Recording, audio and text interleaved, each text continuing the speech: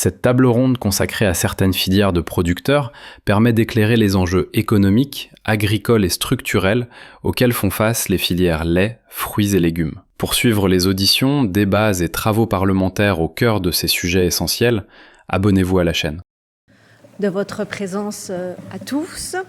Donc, mes chers collègues, nous poursuivons les travaux de notre commission et nous avons le plaisir aujourd'hui de recevoir donc, M. Stéphane Joandel, secrétaire général de la Fédération nationale des producteurs de lait, Ronan Collet, producteur de tomates et membre de Légumes de France, enchanté monsieur, Michael Mazeno, ça, c'est comme ça, arboriculteur et membre du conseil d'administration de la Fédération nationale des producteurs de fruits. Bonjour, monsieur. Et enfin, Bruno Darnaud, président de la gouvernance économique fruits et légumes, le GFL. Messieurs, nous vous remercions encore une fois de votre présence et de vous être mobilisés dans des délais que l'on sait assez courts. Je vous rappelle que la règle de ces commissions d'enquête d'une manière générale est de prêter serment avant d'être entendu. Je suis donc tenue de vous rappeler qu'un faux témoignage devant notre commission d'enquête est passible de peines qui sont prévues aux articles 434-13, 434-14 et 434-15 du Code pénal et notamment de 5 ans d'emprisonnement et de 75 000 € d'amende. Je vous invite donc à prêter serment et de dire toute la vérité, rien que la vérité, en levant la main droite et en disant « je le jure ». Avec les micros, s'il vous plaît. Donc vous appuyez sur le petit porte-voix. Je le jure. Je le jure. Je le jure. Je le jure. Merci beaucoup, messieurs. Donc, dans le même esprit, je vous demande de nous faire éventuellement part de vos liens d'intérêt avec le sujet de cette commission. Pas de déclaration particulière. Très bien. Donc, je vous rappelle que le Sénat a constitué cette commission le 25 novembre dernier. Il s'agit donc d'une commission d'enquête sur les marges des industriels et de la grande distribution. Cette commission poursuit plusieurs objectifs. Éclairer les citoyens et la représentation nationale sur la construction des prix dans notre pays, qui demeure opaque malgré les récentes avancées législatives. Analyser l'influence des acteurs de la chaîne sur le niveau des prix pour le consommateur et leur caractère inflationniste ou non. Examiner le partage de la valeur tout au long du processus de production et de commercialisation des produits, afin de s'assurer de son caractère équitable et durable pour les acteurs de l'économie. Nous assurer enfin que les fournisseurs en amont, notamment les agriculteurs pour les produits alimentaires, mais aussi d'autres fournisseurs pour d'autres catégories de produits, bénéficient d'une rémunération la plus juste possible. L'objet de l'audition de cette phase introductive qui précède donc la suspension de nos travaux parlementaires dans quelques jours est de mesurer l'impact concret de cette construction des prix de vente, hier sur nos concitoyens en tant que consommateurs et aujourd'hui sur les producteurs alimentaires en mettant l'accent sur certaines filières, dont la vôtre, qui fait face à une forte concurrence étrangère, à des aléas climatiques et à des coûts de main-d'œuvre importants. Nous entendrons ensuite les représentants, dans un second temps ce matin, les représentants de la filière lait, qui fait également face à des enjeux différents, notamment avec des coûts fixes élevés et une plus forte dépendance contractuelle aux transformateurs. Nous souhaitons vous interroger tout d'abord sur l'évolution de vos coûts de production ces dernières années, sur la façon dont les transformateurs et les distributeurs en tiennent compte dans leur formation des prix. Il s'agira également de revenir sur l'évolution de la rémunération perçue par les producteurs de vos filières, en particulier dans un contexte d'évolution législative récente dont nous suivons la mise en œuvre avec attention, notamment avec mon collègue Daniel Gremillet. Enfin, vous pourrez nous livrer votre regard sur les pratiques existantes en matière de négociation commerciale, on est en plein dans le sujet, et sur les éventuels abus que vous identifiez, ou mauvaises pratiques que vous identifiez. En question préalable, je dirais, les lois Egalim ont-elles permis de mieux prendre en compte vos coûts de production dans la construction des prix de vente, notamment dans la grande distribution? Comment évaluez-vous la transparence au niveau des prix s'agissant des produits de votre filière dans la grande distribution? Que représentent pour vous, pour vos filières, les circuits de distribution alternatifs à la grande distribution, y compris et comment les prix de vente y sont déterminés? Voici quelques thèmes, donc je pense que notre rapporteur viendra compléter. Donc cette audition va se dérouler, si vous le voulez bien, en 2 temps. D'abord, vous présenterez les enjeux auxquels vos filières sont confrontées, donc fruits, légumes et lait. En particulier, donc je l'ai dit, en matière de négociation commerciale avec les transformateurs et les distributeurs. Donc en 20 minutes, donc je vous laisse vous répartir le temps entre vous. Et puis ensuite, un temps de questions-réponses, d'abord avec Madame la rapporteure et ensuite avec l'ensemble des membres de la commission. Voilà le déroulé de cette séance. Donc je vais laisser la parole à Madame la rapporteure. Très bien. Alors, je vous remercie. Alors, nous allons commencer peut-être par vous entendre sur la question des négociations commerciales, puisque c'est un sujet qui est important pour l'un et pour l'autre. J'allais dire plutôt des négociations de prix, puisque ma première question pour vos 2 fédérations porte sur vos négociations, alors avec les enseignes de la grande distribution, ainsi qu'avec les transformateurs de vos produits. J'aurais aimé que vous nous détailliez comment cela se passe et bien sûr, dans votre analyse, que vous nous disiez quels sont les points qui peuvent être problématiques pour vous. Je vous pose une deuxième question qui fait un peu écho à ce qu'a dit la présidente. La deuxième question, c'est quels sont les bénéfices de la loi Egalim pour chacune de vos filières, que ce soit pour le lait ou pour les fruits et légumes, pour les produits laitiers, ou pour les fruits et légumes, de manière à ce que nous puissions comprendre si vos coûts de production sont bien mieux pris en compte ou non, si la contractualisation des prix en amont se fait ou non, et si elle se fait bien, quel est votre point de vue sur les modes de révision automatique des prix, le cas échéant. Donc voilà, pour commencer, les 2 premières questions que je voudrais poser aux uns et aux autres. Donc à vous la parole, messieurs. Peut-être on commence avec monsieur Darnaud. Je commence. Madame la Présidente, Mesdames les sénatrices, Messieurs les sénateurs, d'abord merci de l'invitation. Alors je précise, moi je suis producteur de fruits d'été dans le département de la Drôme et je suis président de l'AOP également Pêche et Abricots de France et président de la GFL, la gouvernance économique des fruits et légumes, qui regroupe l'ensemble des AOP produits au niveau français. Alors juste en propos liminaire, je voudrais simplement vous dire déjà que moi je vais beaucoup parler plutôt des légumes frais, parce que la transformation en fruits et légumes, certains interviendront, mais c'est pas l'objet majeur que moi on verra derrière. Le deuxième point, je voudrais insister sur la diversité des fruits et légumes. C'est-à-dire quand on parle de fruits et légumes, on parle de 100 espèces, et toutes les espèces ont des caractéristiques différentes. C'est-à-dire certains sont très saisonnières, certains sont sujets à des importations massives, d'autres moins. Donc quand on parle de fruits et légumes, je voudrais bien qu'on intègre bien la grande diversité. Toutes les fruits et légumes ne répondent pas au même principe. Le troisième point, je voudrais insister, on est sur un marché des fruits et légumes qui est quand même fluctuant, qui est journalier et qui est souvent déséquilibré. Et donc je voudrais insister sur ce sujet puisque la distribution continue de se concentrer de plus en plus, puisque avant on parlait de 6-7 distributeurs, aujourd'hui il va en rester pratiquement 4.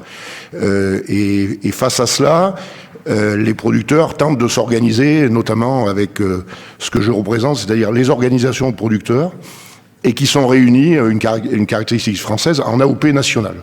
Et là-dessus, moi je voudrais juste, en préliminaire, vous dire que on est un peu embêté là-dessus parce que on a notamment le droit de la concurrence qui vient au milieu, et on a face à nous des monstres.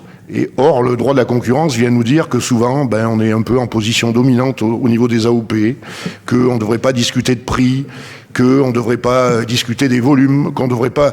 Voilà, donc je pense que là-dessus, c'est vraiment l'enjeu majeur. Enfin, nous, pour la GFL, c'est vraiment l'enjeu majeur. C'est qu'on donne au moins aux AOP le pouvoir... Alors, non pas de fixer les prix, mais au moins de discuter des stocks et de discuter avec la grande distribution sur ces sujets-là, puisque je vous le rappelle, la grande distribution pèse selon les produits, alors là c'est un peu divers, mais on reste toujours au-delà des 70, 75, voire 80% pour certains produits. Donc les enjeux sont majeurs à ce niveau-là. Voilà, moi simplement en propos liminaire, je voulais insister sur ces points-là et vous dire que face à cette distribution, les producteurs français s'organisent, mais qu'on ne leur donne pas tous les moyens et qu'on a toujours cette épée de Damoclès du droit de la concurrence qui vient nous dire attention, vous risquez d'avoir une position dominante. Alors je vais donner l'exemple de la pêche nectarine. Quand on nous parle de la position dominante, je voulais rappeler que la pêche nectarine, ça pèse 10% du marché européen aujourd'hui. Ça veut dire que la position dominante, on est loin de ça, on est très loin de ça, et pour beaucoup de produits, on est très loin de ce sujet-là. Voilà ce que je voulais dire simplement en propos liminaire, et je vais laisser mes collègues compléter, puis on répondra ensuite à vos questions.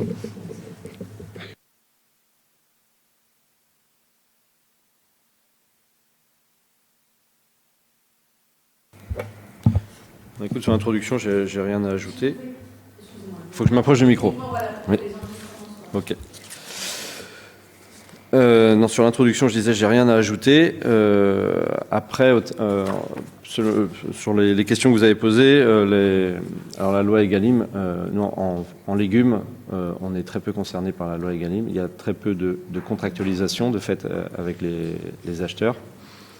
Donc c'est plus souvent, c'est un marché de gré à gré, donc c'est un marché qui se fait au jour le jour. Très peu de volume contractualisé, donc pas de négociation commerciale annuelle. C'est une négociation quotidienne, on va dire. Voilà, et donc ce dont on s'aperçoit, c'est que, effectivement, comme l'a dit Bruno tout de suite, les acheteurs, et notamment la grande distribution, qui représente quand même une grande partie de nos acheteurs, sont très concentrés face à des producteurs, des OP qui le sont moins. Donc ça crée un rapport de force.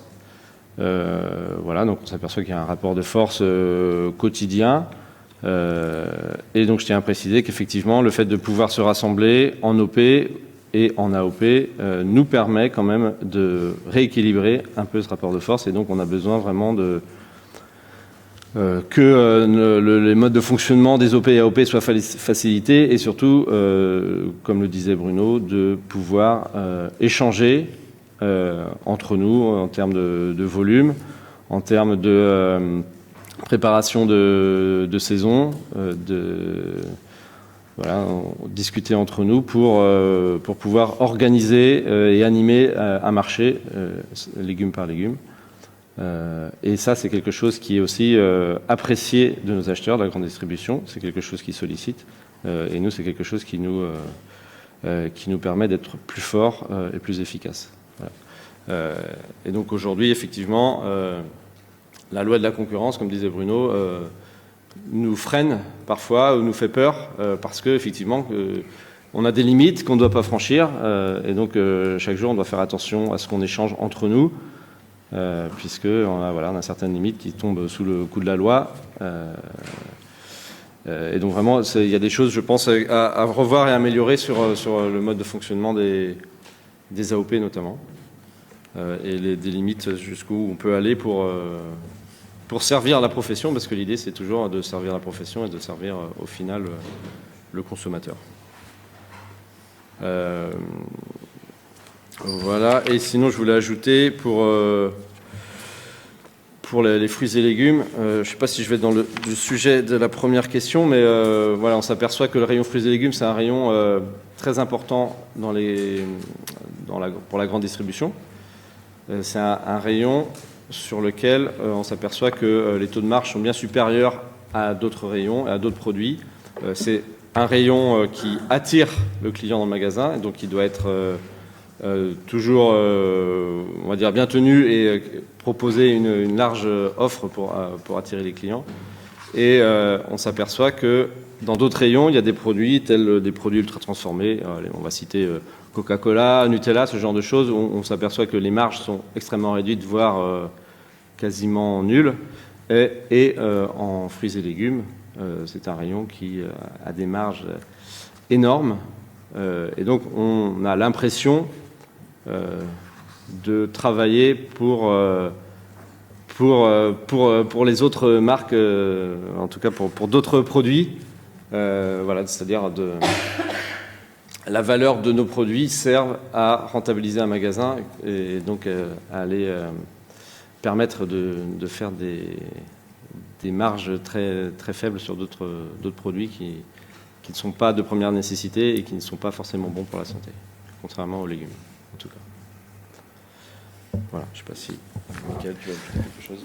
Madame la Présidente, Mesdames les sénatrices, Messieurs les sénateurs, moi je voudrais rajouter comme point important, la filière fruits et légumes, c'est un marché qui est très journalier, qui évolue sans cesse tout au long de l'année, alors plus ou moins évidemment suivant les produits, mais on a des fluctuations qui sont dues au climat.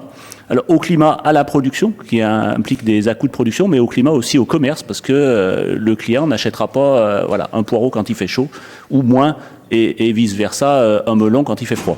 Donc ça a un impact très fort sur le marché, et c'est pas prévisible longtemps à l'avance. Donc ça a un impact automatiquement sur les cours du produit, et implique des hausses ou des baisses, et une non-prévision. Ensuite, je me permettrai de rappeler des points importants, notamment sur les coûts de production en fruits et légumes et une hausse continue ces dernières années qui est liée à plusieurs points. Tout d'abord, la principale composante de la production de fruits et légumes, c'est la main-d'œuvre, qui peut représenter parfois plus de 50% du coût de la production, mais aussi l'énergie. Et l'énergie, elle aussi, a beaucoup augmenté. Alors, l'énergie de base a augmenté, mais il ne faut pas oublier toutes les taxes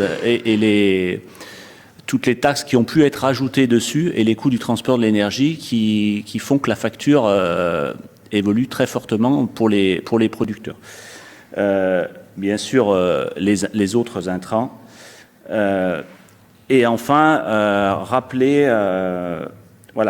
que ces coûts de production augmentent aussi du fait du changement climatique et de l'évolution des pratiques. Alors, le changement climatique implique des difficultés supplémentaires, parfois des baisses de production, et de la même façon, les évolutions des pratiques rendent le métier, dans certains cas, plus difficile et les opérations plus coûteuses.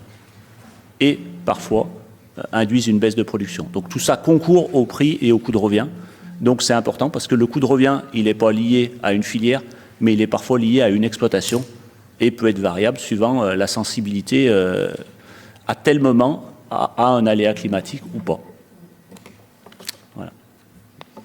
Merci. Madame la présidente de la commission, madame la rapporteuse, messieurs et mesdames les sénateurs, moi je vous remercie d'avoir auditionné la FNPL sur un dossier comme ça. Tout d'abord, une pensée quand même pour nos éleveurs de ce qu'ils vivent par rapport au dossier sanitaire DNC qui fait énormément de mal dans nos campagnes et le réchauffement climatique. Donc, toute l'importance quand même que nos exploitations aient une sécurité financière importante. Nous étions attachés à cette commission, il y a longtemps que nous la demandions. Alors, la production laitière a très peu de relations avec la distribution, a beaucoup de rapports avec le transformateur. Et pour vous dire, il y a 4 gros transformateurs, donc 2 privés, Lactalis et Saventia qui sont des privés, et Sodial et Agrial qui sont des coopératives, représentent aux alentours de 60% du lait collecté sur une France qui a à 23 milliards. Le chiffre d'affaires de la filière laitière est de un peu plus de 47 milliards. Il y a un peu plus d'un an, on a vécu un groupe de producteurs, qui a lâché deux zones de producteurs, 160 producteurs qui ont été lâchés par leur explication, vous les avez auditionnés, leur explication de dire on manque de marge à l'export. Et on voudrait réellement savoir, parce qu'on vit dans la filière laitière, et vous avez évoqué les lois Egalim, on a fait 4 lois, Sapin et 3 Egalim, Egalim 1, Egalim 2 et loi d'Escrozaille. Je le rappelle, en tant que syndicaliste, on est le seul pays aujourd'hui à faire des lois. Moi, je vous en remercie parce qu'elles ont été utiles, mais on est quand même le seul pays aujourd'hui. Il n'y a pas l'esprit, je le dis comme ça, l'esprit filière dans le lait de ce dossier-là. Et malgré ces lois, malgré l'exigence que vous avez mis en temps, on n'arrive pas à avoir. Je vais venir sur 2 dossiers. Dans la loi Egalim, il y a l'Observatoire des prix et des marges. La filière laitière est une des seules filières, la transformation, à ne pas fournir ces chiffres. On a essayé par beaucoup de moyens de pression avec l'OFPM, et non, on est à 18%, et l'OFPM le dit clairement, on ne peut pas aujourd'hui vivre ça. Certains groupes se sont développés à l'extérieur, je ne fais pas, on fait de la fortune en France, mais ne veulent pas respecter les producteurs. Et sur Egalim, ce qu'on vit, Ce qu'on souhaite, nous, la FNPL, c'est la première chose.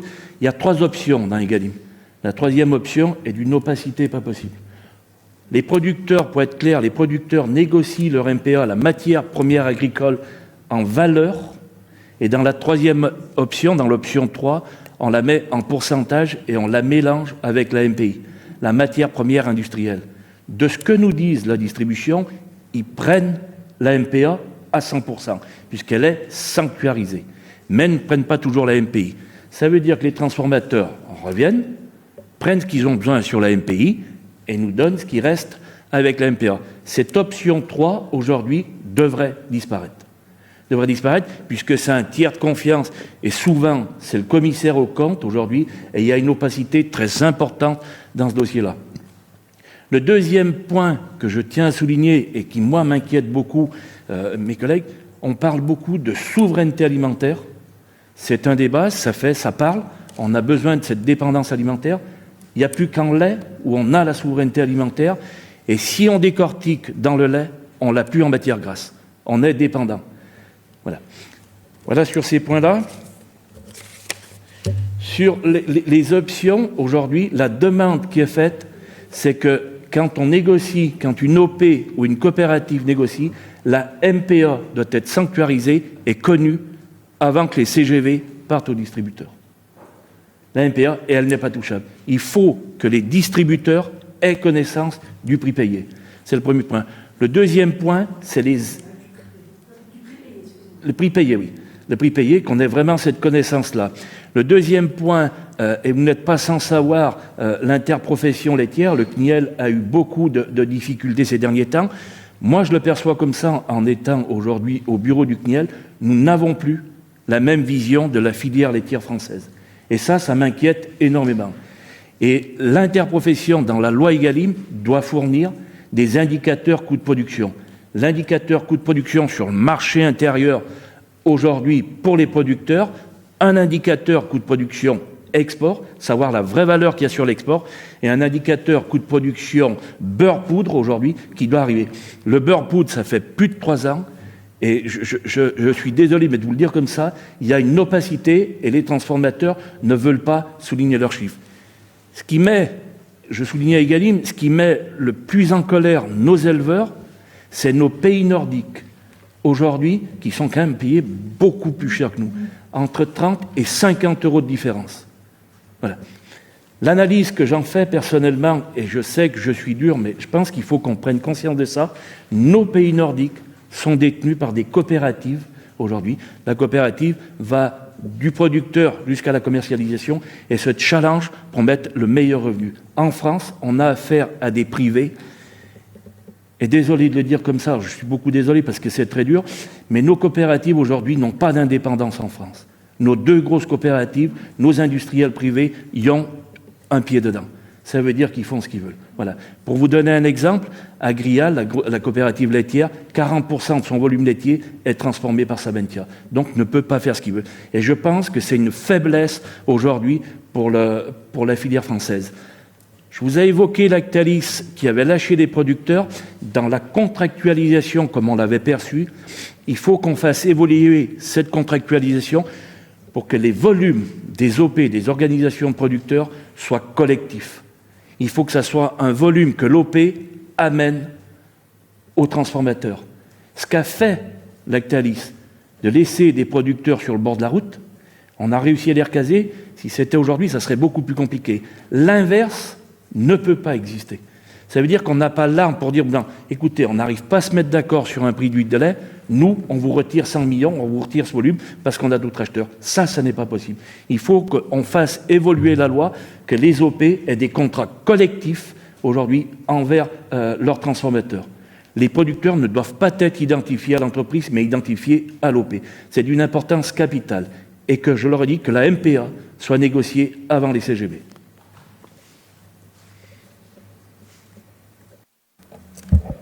Merci. Alors, merci à vous 4 pour ces interventions qui montrent bien à la fois que dans l'une et l'autre des filières, les problématiques sont distinctes.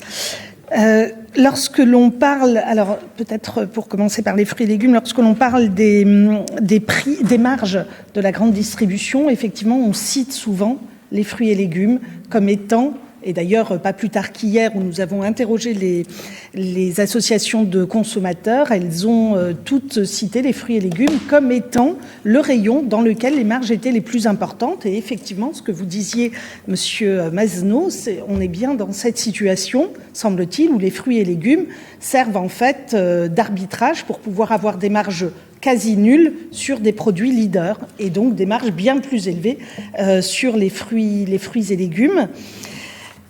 Donc moi, je comprends dans les uns et les autres dans ce que vous dites que nous avons, j'allais dire, un problème de rapport de force avec la grande distribution, ou en réalité, que ce soit dans la fixation des prix finaux pour le consommateur, ou que ce soit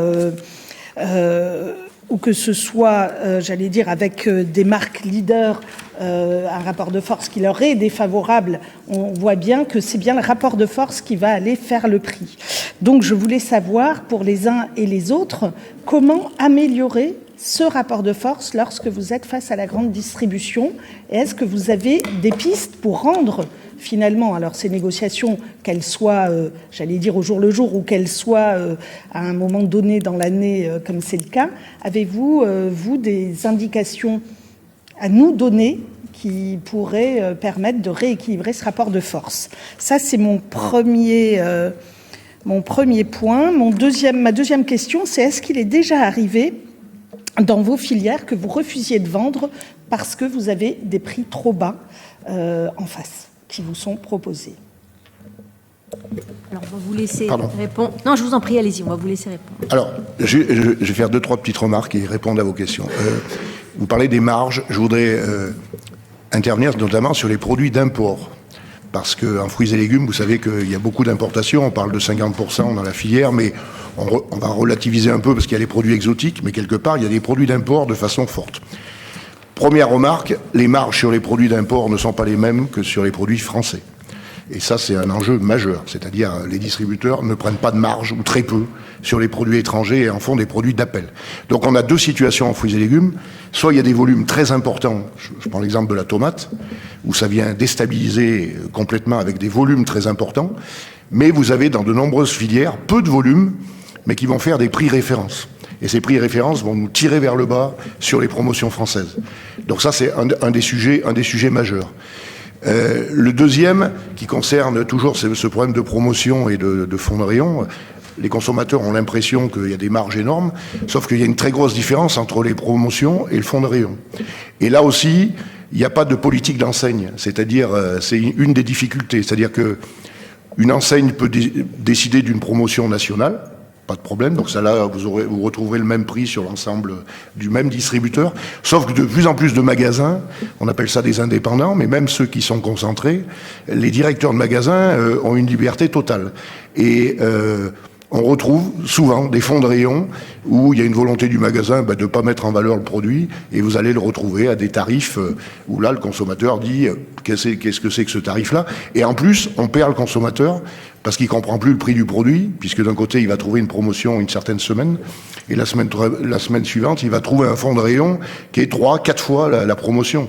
Donc là-dessus, alors on discute avec les distributeurs bien évidemment sur ces sujets-là, mais je voudrais insister sur ce problème d'importation, parce que d'un côté c'est le volume qui va déstabiliser, mais de l'autre c'est le prix référence. Oui. Moi je vois quand on veut basculer, si je prends l'exemple d'un produit que je connais bien, pêche et abricot, lorsqu'on bascule de la production française et qu'on essaie de sortir la production espagnole, alors on nous dit ah ça y est on a basculé, sauf que oui on a basculé, mais il reste 10, 15, 30% de produits espagnols à un prix défiant toute concurrence, et on vous explique que si vous voulez vendre, vous êtes obligé. Et pour répondre à votre question, est-ce qu'on refuse de vendre? La réponse est non, parce que dans nos produits, si vous voulez, les frais ont été largement engagés avant.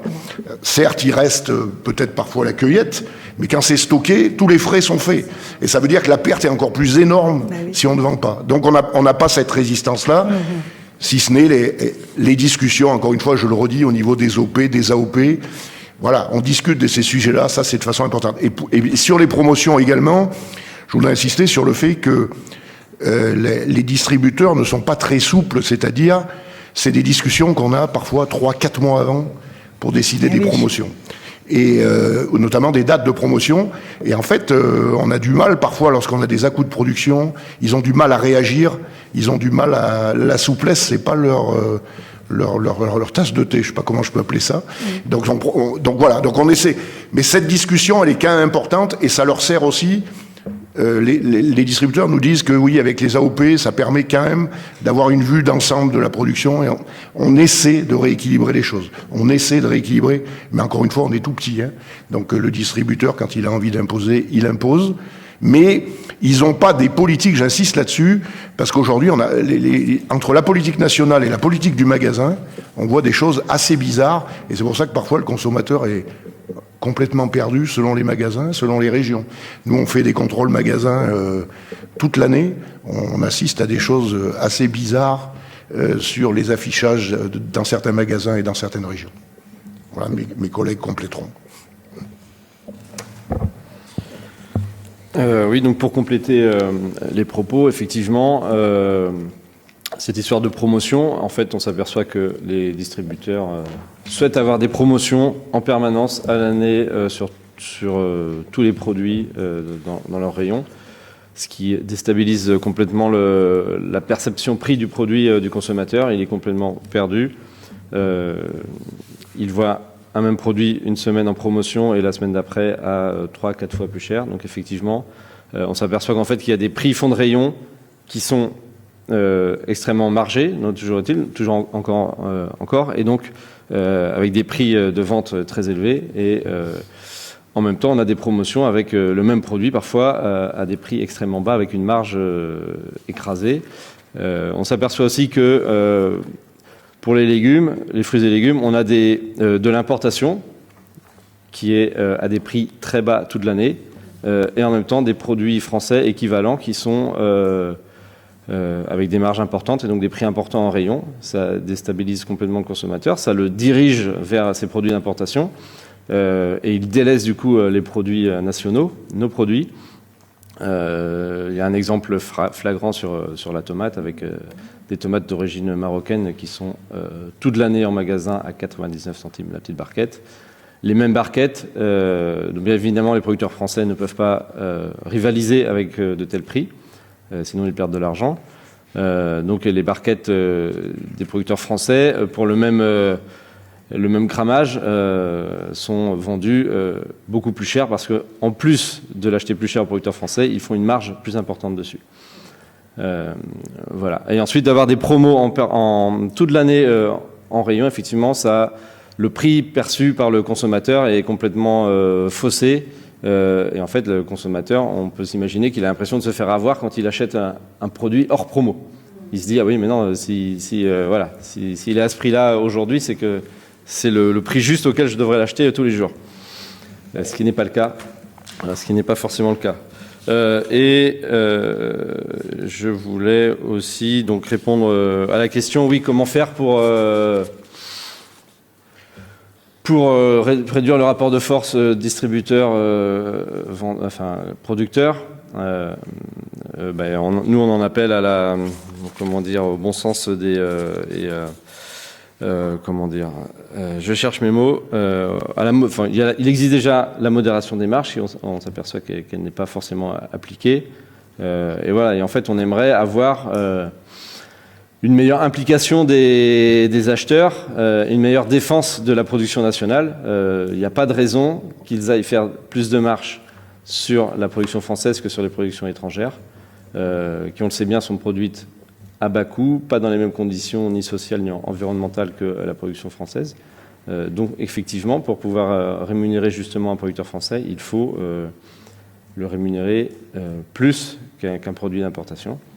Et donc voilà, en fait, il faut non seulement il faut agir par la loi, mais il faut aussi en appeler à au bon sens et aux intérêts de tous envers la grande distribution. Voilà pour moi.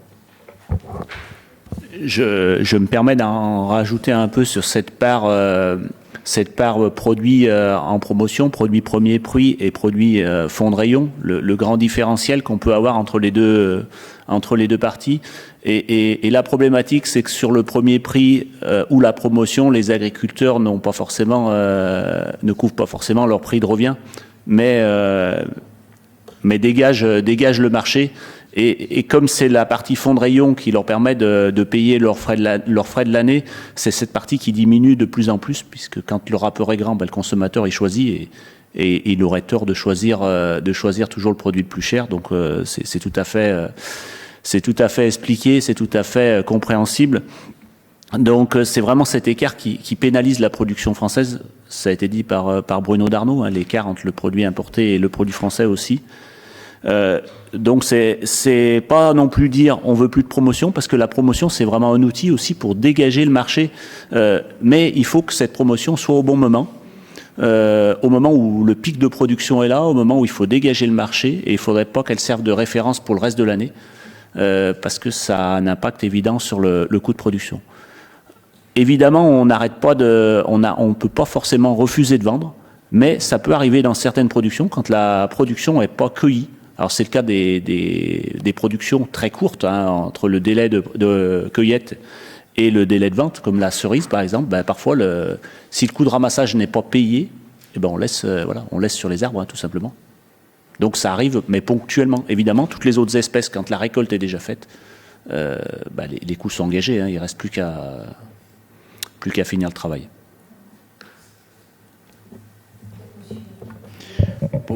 Pour le lait, comme je vous l'ai souligné, on a très peu de relations avec la grande distribution. On travaille avec nos transformateurs.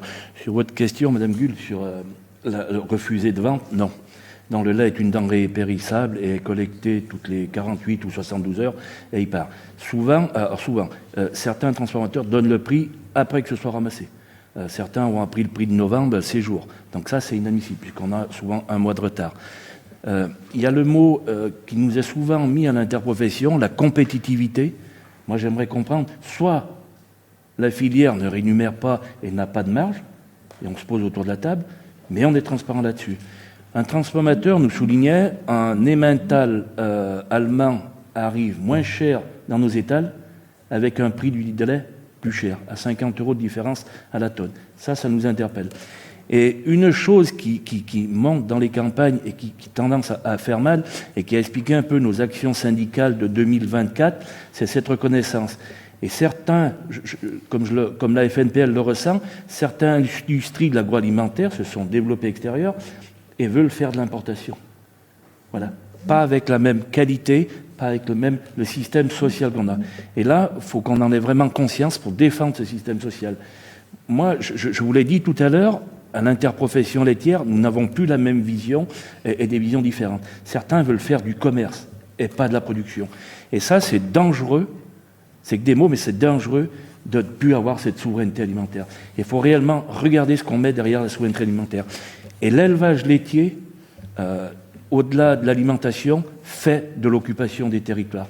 Et notamment dans des territoires difficiles, et pour avoir échangé avec beaucoup d'élus, maires, conseillers, les incendies. Quand l'élevage disparaît, beaucoup de territoires partent en broussailles et partent aux incendies. Le système environnemental qu'on parle beaucoup contient le système de la polyculture élevage est le système qui tient ça. Biodiversité, notamment, et captage de carbone par nos prairies. Et n'oublions pas ça. Et moi, aujourd'hui, je pense qu'on peut réagir, mais certains, il faut les rappeler à l'ordre. Voilà. Moi, je le souligne souvent comme ça, il y a un intérêt collectif, et dans l'intérêt collectif, on trouve son intérêt personnel. Mais si vous faites le contraire, ça ne fonctionne pas. Donc là, dans les débats très actuels. Moi, je voulais juste revenir, avant de peut-être laisser la parole soit à Madame la rapporteure, si elle a encore des questions, sinon à nos collègues, sur vos propos initiaux, peut-être pour vous demander quelques approfondissements. Alors, vous avez d'abord abordé les difficultés avec l'autorité de la concurrence sur les AOP ou les OP. Est-ce que vous avez des griefs particuliers à nous souligner? Enfin, voilà. Et quand vous dites qu'il faut approfondir, j'ai compris, le statut ou les missions des OP ou des AOP, sur quel axe? Ensuite, vous avez parlé de ces difficultés de vos produits qui sont moins margés, notamment que les importations, mais vous nous avez pas beaucoup renseigné sur en fait votre rémunération. Comment a-t-elle évolué ces dernières années et on est tous bien conscients de l'impact des changements climatiques et du prix de l'énergie, tout ce que vous avez évoqué, monsieur qui est arboriculteur. Mais quelles sont vos pistes en termes d'optimisation en fait, de ces coûts de production? Y en a-t-il? Voilà, y a-t-il des marges par rapport à... Et enfin, pour monsieur qui représente la filière lait, vous n'avez pas évoqué les contrats tripartites. Alors, je sais qu'il n'y en a pas beaucoup, voilà, mais j'aimerais bien connaître votre avis, parce qu'on comprend dans votre discours qu'il y a voilà, des débats internes à la filière, un certain nombre d'opacités. Est-ce que les contrats tripartites peuvent être un outil de transparence? Oui, non. Sont-ils utilisés? Pourquoi ne le sont-ils pas? Merci. Je ne sais pas s'il y a un ordre. Non, pour répondre à votre... Alors je vais répondre à votre première question sur le droit de la concurrence et plutôt que de faire un grand discours, je vais vous donner un exemple très précis qui s'est déroulé cet été. La filière melon. La filière melon était très en colère contre la grande distribution puisqu'il y avait notamment des opérations à 0,99 sur lesquelles les producteurs de melon perdent de l'argent.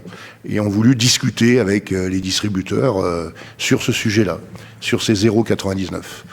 Et en fait, les distributeurs nous ont fait un courrier, nous, à la GFL, nous indiquant que c'était anormal de discuter de ça à l'interprofession. Et qu'ils allaient faire peut-être attention au droit de la concurrence, qu'on n'avait pas le droit de discuter de ça, alors que aujourd'hui tout le monde sait qu'on perd de l'argent, enfin la filière melon perd de l'argent avec ses 0,99, mais le fait d'en discuter, déjà ça, il y en a eu un courrier officiel à la GFL, de FCD, de FCA, des représentants de distributeurs en disant non, vous n'avez pas à travailler ça, vous dépassez vos prérogatives. Voilà. Donc ça veut dire que j'ai pas d'exemple, si vous voulez. On a quelques exemples précis du droit de la concurrence, mais on a cette menace des distributeurs qui nous disent vous allez trop loin. Vous discutez de ça, c'est pas votre sujet. C'est un sujet inter-entreprise. Voilà. Donc ça, c'est un exemple précis qui s'est déroulé cet été, où il y a eu on va dire peut-être une communication dans la presse qui aurait peut-être pas dû avoir lieu. M'a fait le courrier, on l'a reçu, et en nous disant vous allez trop loin, vous discutez de choses que vous n'avez pas à discuter. Donc voilà. Donc ça veut dire que on a toujours cette épée de Damoclès, et je redis que les OP, les AOP notamment, ont un rôle essentiel, et que voilà, on est toujours sur ce fil du rasoir, si vous voulez. Et ce fil du rasoir, voilà, les distributeurs savent en profiter en nous disant vous allez trop loin, vous n'avez pas à nous discuter les prix dans nos magasins, c'est nous qu'on les fait. Voilà. Donc j'insiste sur ce point-là parce que voilà, c'est pas, je vais pas vous amener mais voilà, il y a cette épée de Damoclès qui nous dit vous dépassez vos prérogatives, et nous AOP on dit ça serait bien de nous rassurer un peu et sur ce côté-là qu'on puisse discuter. Alors encore une fois, pas d'imposer, mais qu'on puisse discuter. Même la discussion est parfois difficile et on nous menace de ce droit de la concurrence. Voilà. Je ne sais pas si vous voulez revenir aussi sur ce sujet, sur la rémunération. La rémunération, très bien.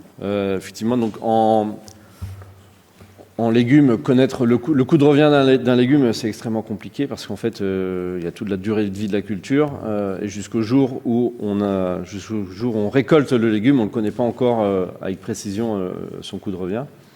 Il y a tellement d'aléas qui font que le coût de revient peut varier énormément. Il suffit de problèmes sanitaires dans la culture, il suffit d'une flambée des coûts de l'énergie comme on a connu ces dernières années. On fait des estimations quand on sème la graine et puis on fait les calculs finaux quand on récolte le fruit ou le légume. Donc déterminer le coût de revient d'un légume, c'est assez compliqué. Après, comme je vous le disais, c'est un marché de gré à gré qui se fait au jour le jour. Donc, c'est aussi un prix qui fluctue en fonction de la disponibilité sur le marché de ce produit. Donc, c'est déjà une première façon d'adapter le prix en fonction du coût de revient. Voilà. Et ensuite, ce qu'il faut bien comprendre, c'est que chaque poste de charge pour produire un légume augmente constamment. Et ces dernières années, certains postes ont énormément augmenté. Donc, je vous parle déjà forcément de la main-d'œuvre, puisque ça fait quand même une grosse proportion dans le coût de revient d'un kilo de légumes. La main-d'œuvre, forcément, elle a augmenté beaucoup ces dernières années, puisque beaucoup d'augmentation salariale, notamment du SMIC, depuis 2020. Voilà, par exemple, en tomates, la main-d'œuvre, ça représente à peu près 40% du coût de revient d'un kilo de tomates.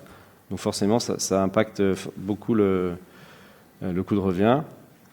Alors je prends souvent l'exemple de la tomate parce que je suis producteur de tomates, mais on utilise aussi beaucoup d'énergie en tomates. L'énergie a flambé ces dernières années, notamment avec les conflits qu'on connaît. Et donc ça a impacté énormément le coût de revient.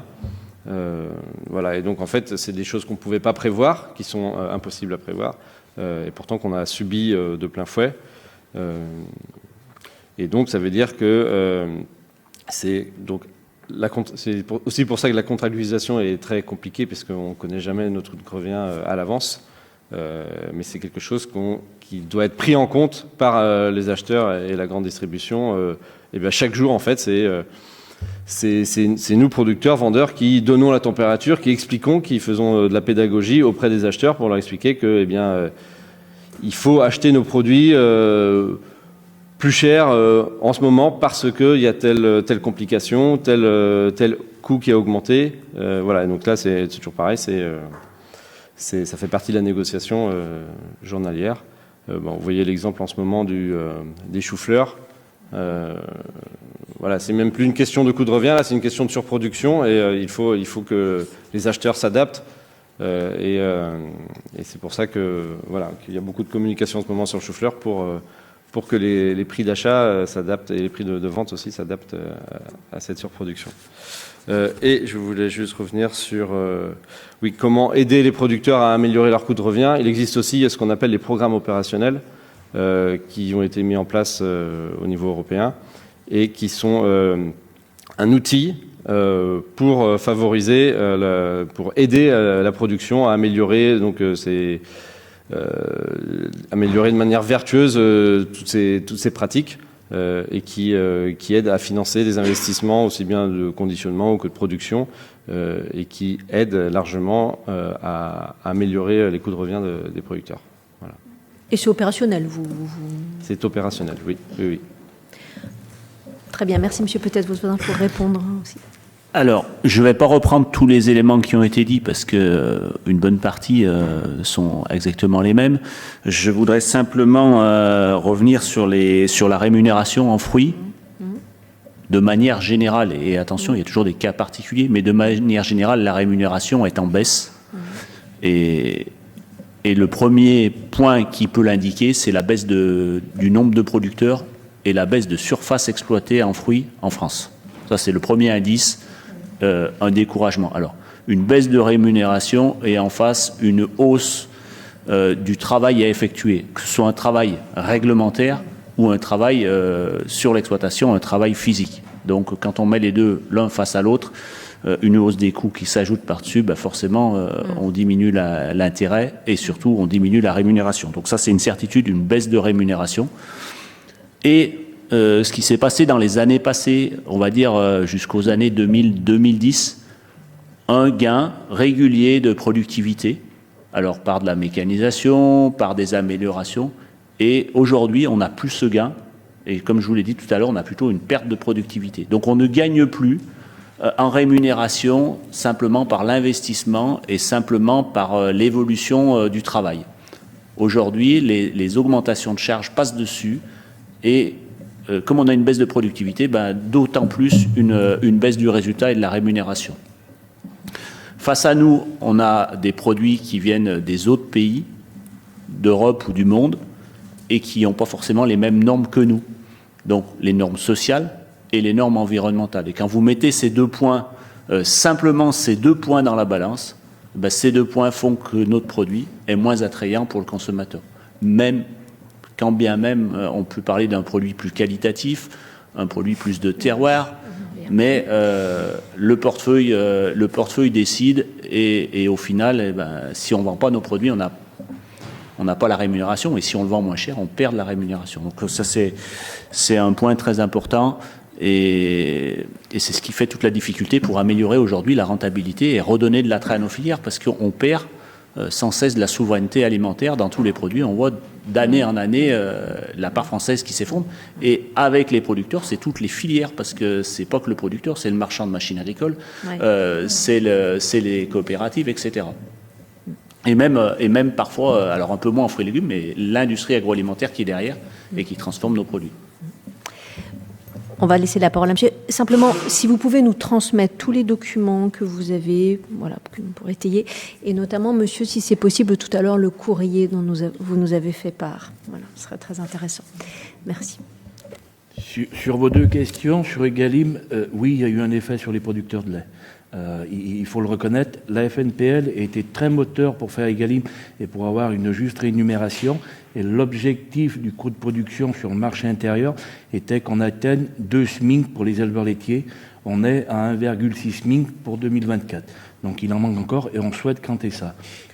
Ça, c'est un premier point. Sur les contrats tripartis, oui, il y a eu quelques démarches à la marge. Donc pour faire un contrat tripartite, il faut être 3. Et si quelqu'un ne veut pas, et souvent, on s'affronte quand même, les coopératives nous disent clairement, elles ont peur de devenir prestataires de services, et ça serait dangereux pour elles. Donc ça peut être une démarche, mais qui est quand même à la marge. Voilà. Et souvent, ce qu'on nous dit, alors ça, c'est la politique, j'ai envie de le souligner comme ça, du poker menteur, le transformateur et le distributeur, on ne sait pas quel est le méchant au milieu de tout ça, mais voilà. Mais le producteur, je suis désolé, fait la variable d'ajustement, et c'est ce qu'on souhaitait dénoncer dans Egalim. Très bien, merci. Est-ce que Madame la rapporteure a une nouvelle question? Oui, et ensuite ce sera... Oui, j'ai une question, et puis après, effectivement, on laissera la parole aux autres sénateurs et sénatrices dans la salle. Moi, j'ai encore une question sur les produits bio pour chacune de vos filières, puisque, hier, nous avons eu UFC Que Choisir qui a fait une étude en particulier sur les pommes bio, me semble-t-il, et qui nous disait qu'effectivement, la marge pouvait, en fait, faire passer le prix de vente du simple au double entre du bio et du non-bio. Déjà que le non-bio est très margé, on se retrouve là avec une surmarge importante. Et donc, je voulais avoir votre avis là-dessus. Est-ce que ça fait partie des sujets que vous traitez, ou en tout cas dont vous voulez nous parler? Et de même, sur le lait bio, on parle beaucoup de baisse de la collecte du lait bio. Donc, comment vous voyez cette situation et les perspectives pour cette production? Voilà le sujet dont je voulais vous parler. Alors, 2 petits mots sur le bio. Alors, j'ai démarré tout à l'heure en disant qu'il y avait de nombreuses espèces en fruits et légumes. Donc, chaque espèce a ses caractéristiques avec de...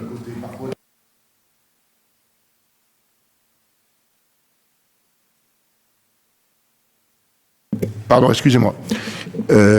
Oui, donc je disais, ça va dépendre de chaque espèce. Chaque espèce a ses problématiques sur le bio. C'est-à-dire qu'on peut avoir des contraintes techniques, c'est-à-dire on n'y arrive pas, ou on y arrive, et vous êtes revenu sur le prix. Et moi, je vais faire le rapport avec la question précédente. Ne pas oublier qu'en fruits et légumes, ce qui fait le revenu d'un producteur, c'est son volume. Que ce soit du bio ou du conventionnel. Et malheureusement... Et on l'a vu, on a discuté du prix des promotions, du prix de fonds de rayon. On a beau jouer sur le prix, ce qui fait le revenu du producteur, c'est un prix par un volume. Ça, c'est très important. C'est vraiment à intégrer. Et si Mickaël a parlé tout à l'heure des baisses aujourd'hui de vergers, notamment en fruits, c'est qu'aujourd'hui, il y a eu beaucoup de réactions sur les impasses phytosanitaires, il y a eu beaucoup de réactions sur l'eau. En fait, tout ce qui va contraindre la production fait qu'on perd de la compétitivité. Et même le bio, puisque le bio, quelque part, c'est ce volume produit. Est-ce qu'il va être suffisant pour arriver à un prix cohérent pour le consommateur? Après, vous avez raison d'insister, il y a aussi des marges parfois abusives sur du bio, parce que on va aller chercher un certain nombre. Mais quand même, le fond du problème reste le volume produit. Enfin, j'insiste sur ce. Donc, quand les filières maîtrisent la technique, on peut arriver à des choses un peu cohérentes. Mais encore une fois, il faut qu'il y ait un consommateur en face. Et nous, on voit vite qu'il y a des prix auxquels le consommateur n'y va plus. Enfin, moi, je vois l'exemple des pêches et des abricots. On sait que, voilà, au consommateur, à 4,20 €, ça décroche complet. Donc, en plus, si vous avez du bio, donc il y a ce prix qui, malgré tout, reste. Mais encore une fois, n'oubliez pas que le prix dépend du volume produit. Ça, c'est quand même la base. Si vous n'avez pas le volume, ben, les prix font que ça, et on va éloigner le consommateur. Donc, sur le bio, voilà, je vais pas répondre produit par produit, parce que vraiment, si je prends les pommes ou si je prends les pêches, on n'est pas du tout dans le même sujet. Les pommes ont réglé ce problème technique, et voire même un peu trop de production, une suroffre, on va dire. Et en pêche nectarine, on n'y arrive pas du tout, par exemple. Donc, ou pas du tout, ou très peu. Voilà. Mais c'est pour donner deux aspects sur le bio. Mes collègues, voilà.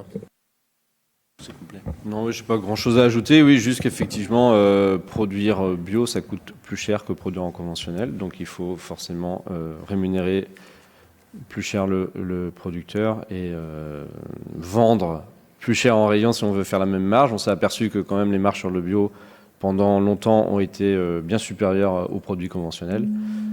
Peut-être que c'est une des raisons du désintérêt du consommateur pour le bio ces dernières années, certainement même. Voilà, donc là, on va dire que la balle est dans le camp de la grande distribution, voilà, pour recréer un équilibre et faire en sorte de regagner la confiance des consommateurs. Merci. Et voilà, bien insister sur le fait qu'on a aussi cette position d'offre et de demande. Hein. C'est bien encore là que ça va donner l'impulsion ou pas l'impulsion. Et c'est vrai, toutes les filières sont différentes, tous les fruits sont différents.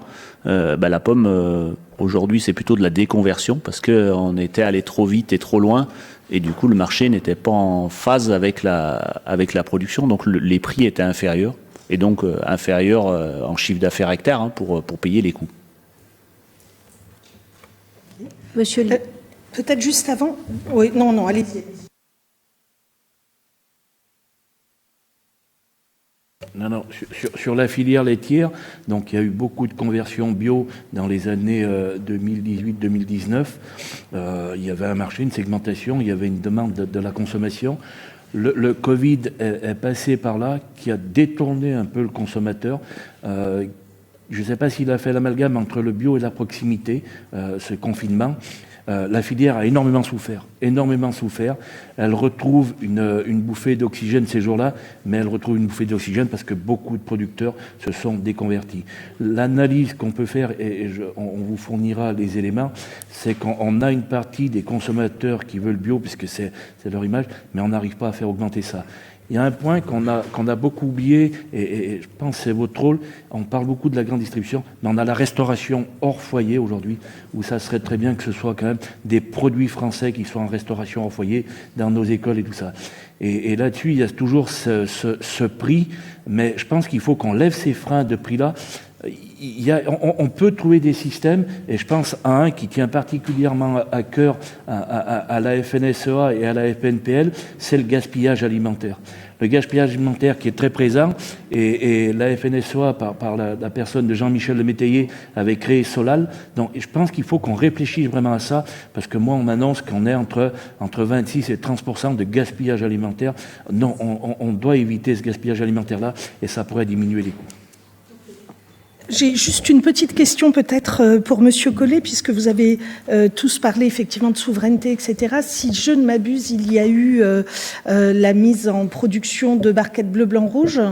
Est-ce qu'on a eu un impact particulier? Est-ce que le fait d'afficher clairement avec cet étiquetage et ce marketing spécifique, ça a eu un effet? Vous voulez parler des tomates cerises bleu, blanc, rouge, voilà. Donc effectivement, c'est un travail qui a été réalisé au niveau de l'AOP nationale tomates et concombres de France, de créer un packaging commun dans l'idée de faire face aux tomates d'importation dont on parlait tout à l'heure à 99 centimes. Et bien là, c'est toujours un peu la même chose, c'est-à-dire que on attend que les distributeurs rentrent dans le jeu et s'y mettent vraiment. Donc 2025 était l'année de lancement, entre guillemets. On n'a pas eu un grand retour de la part des distributeurs. Voilà, il y a toujours ce rapport de force qui fait que ils auraient préféré qu'on s'aligne sur le prix plutôt qu'on fasse ça. Donc voilà, on essaye de construire des choses.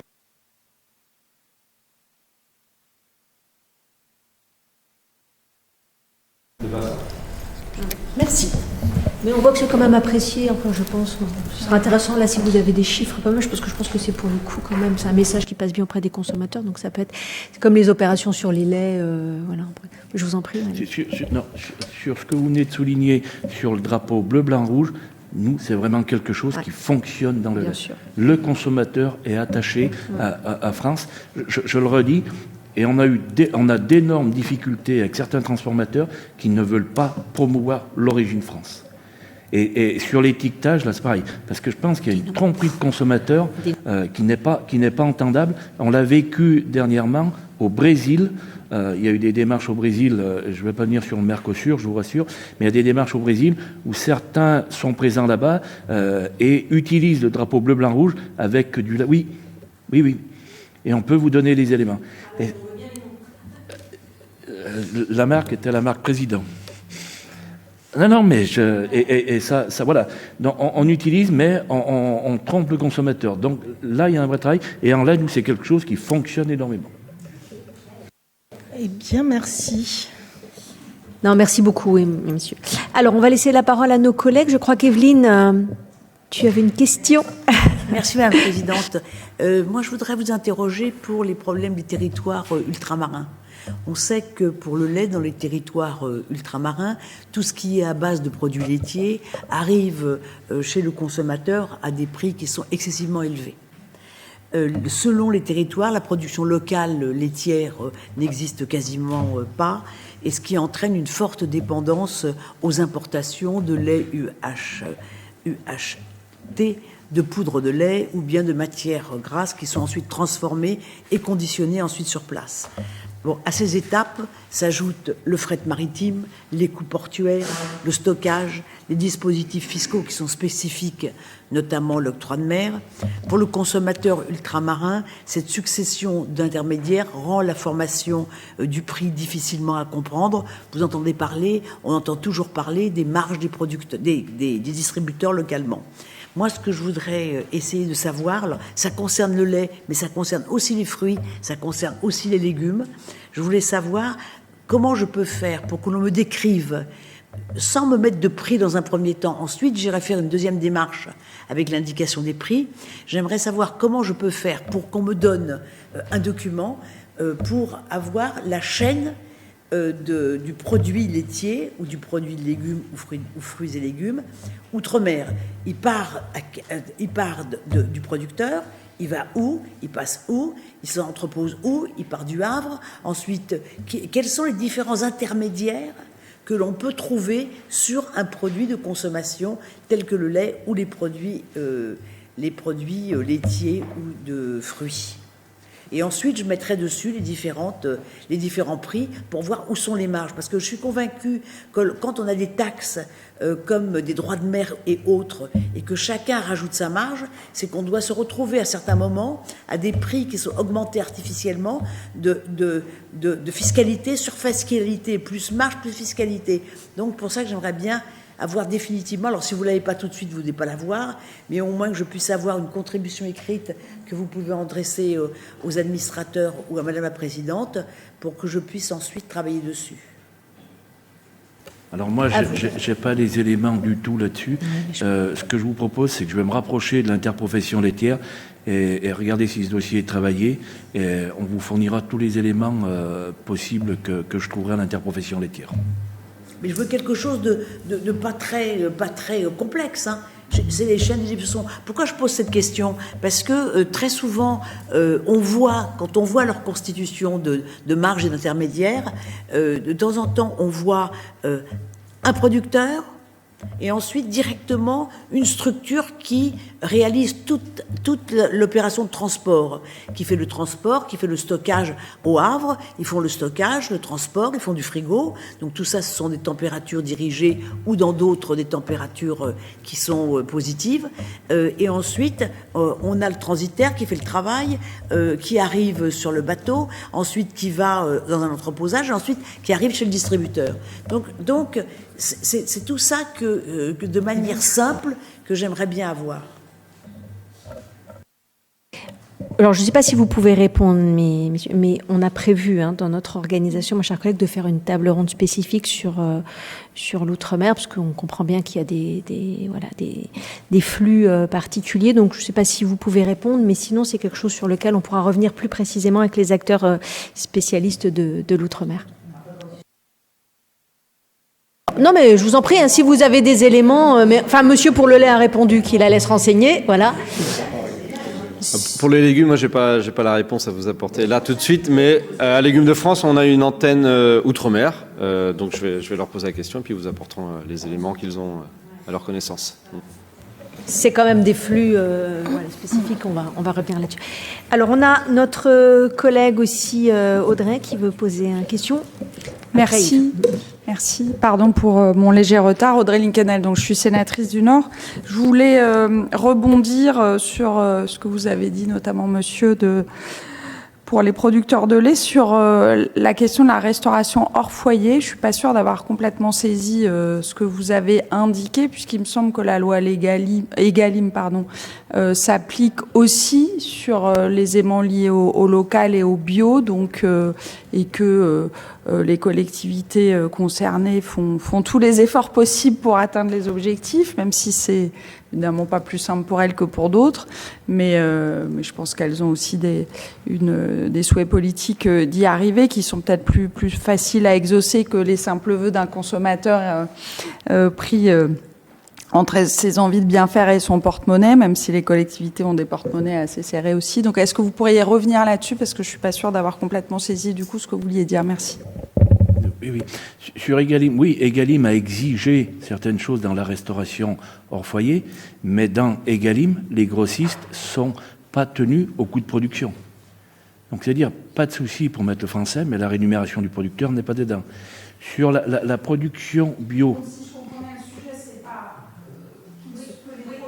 Et votre micro, cher collègue, pour qu'on puisse enregistrer. Ce que vous dites, c'est pas... Moi, j'avais compris que le sujet, c'est que les produits n'étaient pas assez locaux ou français. Ce que vous dites, c'est qu'ils le sont, mais pas à une rémunération qui vous convient, c'est ça? Ce que nous disent nos transformateurs, c'est que pour accéder à ces marchés-là, c'est des marchés qui sont très concurrentiels et très compliqués, et il n'y a pas la transparence d'Egalim dedans. Et sur la filière bio, il y avait un engagement de mettre 25% bio. Ça a été écrit dans la loi, mais ça n'a jamais été appliqué. Aujourd'hui, Si je peux me permettre d'intervenir en tant que rapporteur d'Egalim, effectivement, c'est inscrit, c'est dans le titre 2 sur la restauration en domicile, mais dans la pratique, ce que traduit monsieur, ça n'est pas suivi par tout le monde. Alors, sur les restaurations scolaires, il y a des municipalités, il y a des départements, il y a des régions qui ont fait des efforts, mais c'est totalement disparate d'un territoire à l'autre. Et effectivement, alors ça c'est un volet. Et le second volet, c'est que les grossistes, à ce jour, ne sont pas soumis à Egalim, donc ne rentrent pas dans ce schéma.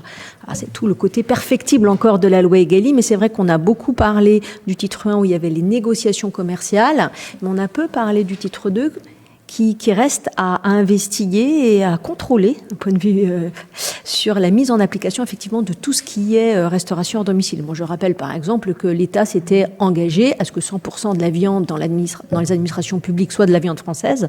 Bon, à ce jour, c'est pas réalisé. Voilà, donc il y a effectivement encore des marges de progression.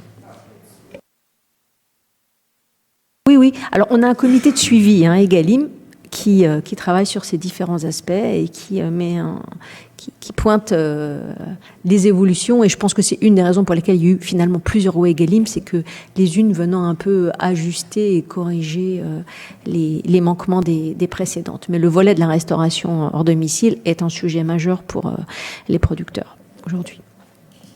Alors, notre collègue Yves Blunven. Oui, 3 questions. D'abord, une première question aux producteurs de fruits et légumes, et je vais me concentrer sur l'exemple de la tomate parce que je pense qu'il est quand même symptomatique. Dans l'année où on vote la souveraineté alimentaire et qu'on met la souveraineté alimentaire d'intérêt national majeur, on se retrouve avec une part de marché envahissante de la tomate marocaine dans des proportions complètement folles, et on se demande comment tout ça va finir, comment tout ça va se terminer. Moi, j'avais une question par rapport à ça. C'est quoi la solution devant cette invasion massive de la tomate marocaine? Est-ce que vous avez des solutions ou des débuts de solutions?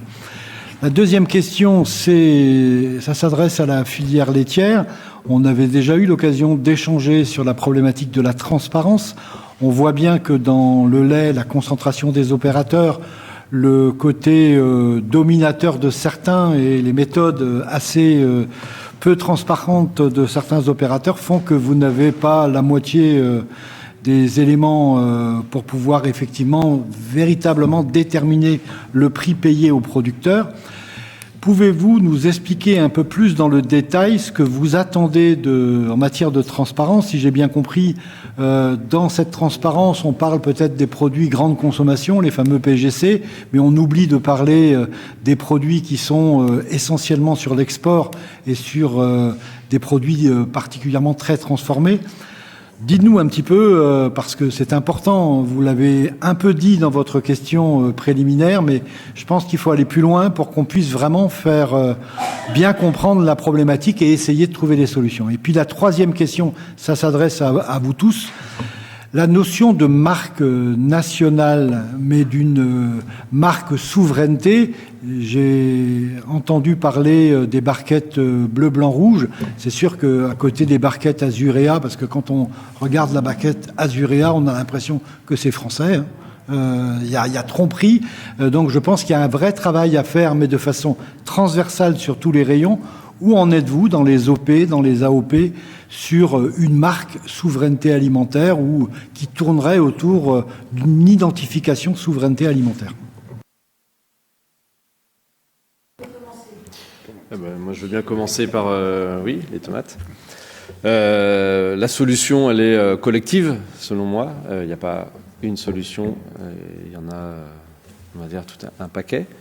Donc effectivement, il y a le premier pas que nous on a fait au niveau de l'AOP tomate, c'est la barquette souveraine. On l'a d'ailleurs baptisée comme ça, barquette souveraine, celle que vous appelez bleu, blanc, rouge. Elle a effectivement été créée pour faire face à cette barquette de tomates Azura qui est présente en très grande quantité dans tous les rayons, absolument tous les rayons de tous les distributeurs. Si on continue comme ça, c'est la fin de la filière tomate cerise en France. Tout simplement, c'est pas compliqué. Nous, on ne peut pas. Tomates en général, j'espère pas, mais tomates cerises certainement. Voilà, si ça continue comme ça, nous, on ne pourra pas faire face. On ne peut pas être compétitif par rapport à la tomate d'importation. Ça, c'est très clair. Donc, c'est un effort collectif. Nous avons fait l'effort, nous, producteurs de tomates, de proposer une barquette de tomates cerises avec un prix de cession diminué pour que la grande distribution puisse la proposer en magasin à un prix raisonnable. Il ne sera jamais au même prix que la barquette de tomates d'importation marocaine, mais voilà, l'objectif c'est qu'il y ait un prix raisonnable. Mais il faut que tout le monde joue le jeu, ça veut dire qu'il faut que la grande distribution nous commande ces tomates, les mette en rayon, ne dépasse pas un certain prix, donc ça veut dire qu'il faut qu'elle accepte de réduire sa marge elle aussi sur ce produit et qu'elle ne marche pas comme elle a l'habitude de faire sur tous les produits français. Donc on s'est aperçu cette première année que ce n'était pas le cas de tous les distributeurs. Certains ont accepté de jouer le jeu, d'autres non. Voilà. Et la solution, elle vient aussi du consommateur. Il a la responsabilité, lui aussi, de faire un acte d'achat souverain et de préférer payer un petit peu plus cher pour une tomate française plutôt qu'une tomate d'importation. Les tomates françaises, on sait et on peut facilement savoir dans quelles conditions elles ont été produites. On sait où elles ont été produites, déjà c'est en France. Mais voilà, on connaît les conditions de production, tant au niveau social qu'environnemental. les tomates qui viennent hors Europe, c'est assez obscur, on ne sait pas trop ce qui se passe.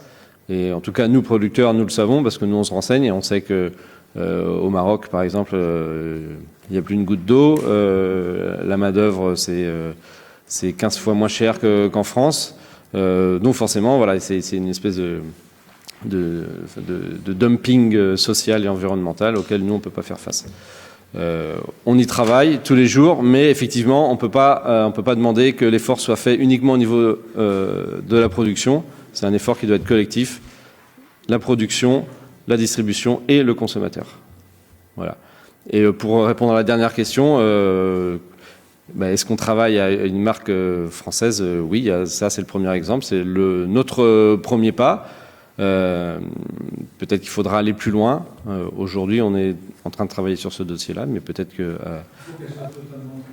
Cette marque, si on veut qu'elle ait de l'effet, il ne faut surtout pas qu'on multiplie les logos souveraineté dans chacune des filières, ou alors on va perdre le consommateur. Il y a un très bon exemple, c'est à l'échelle d'une région, c'est Produits en Bretagne. Produits en Bretagne, c'est un logo qui a été créé en 1995, qui était à l'origine pour défendre l'emploi en Bretagne, et aujourd'hui, vous le retrouvez aussi bien sur des produits alimentaires que sur des produits, y compris même des services. Et c'est la preuve qu'un logo peut rassembler à condition qu'il soit le même pour tout le monde. Et là, c'est un travail interfilière à faire.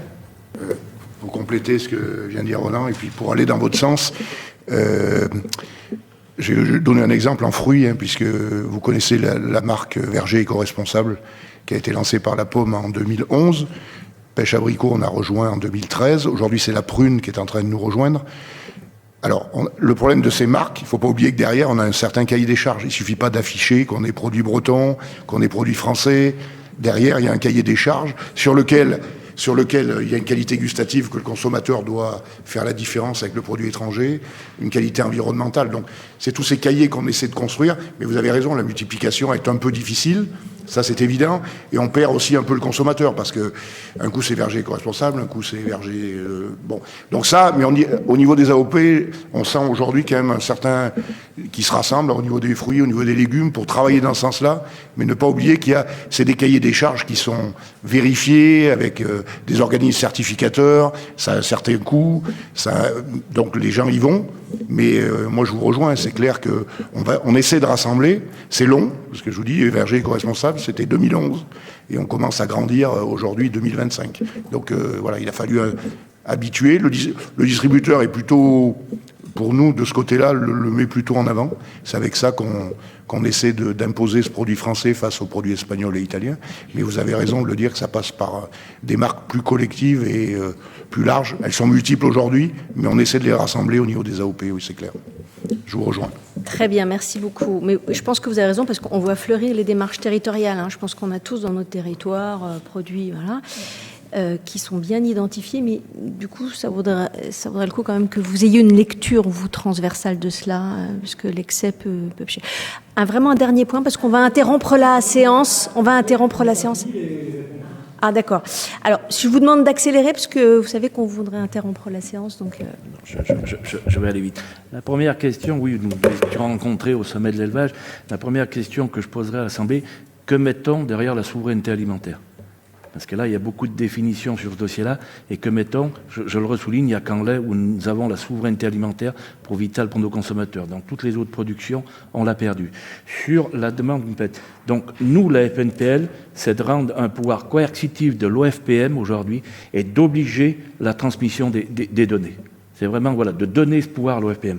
La deuxième chose, c'est de supprimer l'option 3 et de passer à l'option 1 et 2 pour qu'on ait vraiment cette transparence et il n'y aura pas de discussion derrière.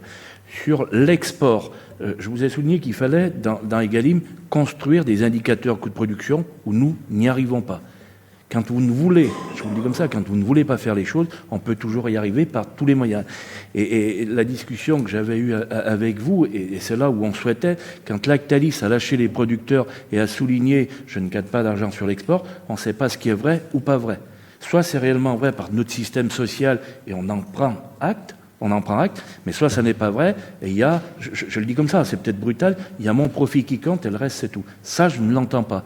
Je ne l'entends pas, et là, il faut qu'on arrive à décortiquer ces choses-là. On a quand même, je l'ai souligné dans mon introduction, on a des pays nordiques tenus par des coopératives qui sont en train de créer de très grosses coopératives et qui nous interpellent. Je vais vous en prendre deux. Frenchland Campina et Micobel vont passer 11 milliards de litres de lait, et DMK et Arla, aujourd'hui, vont fusionner, vont passer 20 milliards de litres de lait. Ça voudrait dire une coopérative quasi au sein du pays français. Et ça m'interpelle parce qu'ils veulent une juste rémunération et ils ont investi pour leur pays. Et moi, j'attire votre attention là-dessus. Je vous en ai parlé. La France, 24 milliards de litres de lait. 4 transformateurs sont allés se développer dans le monde aujourd'hui pour 24 milliards. Ça veut dire qu'ils sont implantés partout dans le monde. L'Allemagne, qui est le premier producteur de lait en Union européenne, 32 milliards de litres de lait. 5 milliards aujourd'hui sont développés à l'extérieur. Et ça, ces chiffres-là doivent nous interpeller. Je pense que certains vont faire leur business ailleurs et j'ai peur dans les années à venir que le lait soit, comme la volaille, un poulet sur 2 et importé en France. Et ça n'est pas entendable. Je ne sais pas si j'ai répondu à votre question, mais là, voilà. Et ramener à la raison, au bout d'un moment, il faut dire stop. Le politique, le citoyen et l'éleveur, stop. Il y en a assez, voilà. Et il faut renforcer nos coopératives. Et nos coopératives, il faut vraiment les renforcer. C'est le système qui fonctionnera le plus. Bah, écoutez, merci beaucoup, messieurs, pour... Quand je les entends parler, parler là sur le problème des marques et des logos, j'aurais bien voulu voir s'il ne faudrait pas réfléchir à un logo, une marque France, qui serait le produit, on avance dans le sol de tout le monde, un produit France, mais pas simplement sur l'alimentaire, qui serait également sur tous les produits. Oui. Je pense que c'est ce qui est dans effectivement le fil conducteur de beaucoup de débats sur le textile, sur beaucoup de produits. Je crois qu'on se rejoint là-dessus. Donc je vais interrompre la séance en vous remerciant vraiment beaucoup les uns les autres de vos participations et de vos apports, en vous redisant que nous sommes effectivement très intéressés par la communication de tout document que vous jugeriez utile. Et donc je demande à mes collègues de rester. Merci. Merci.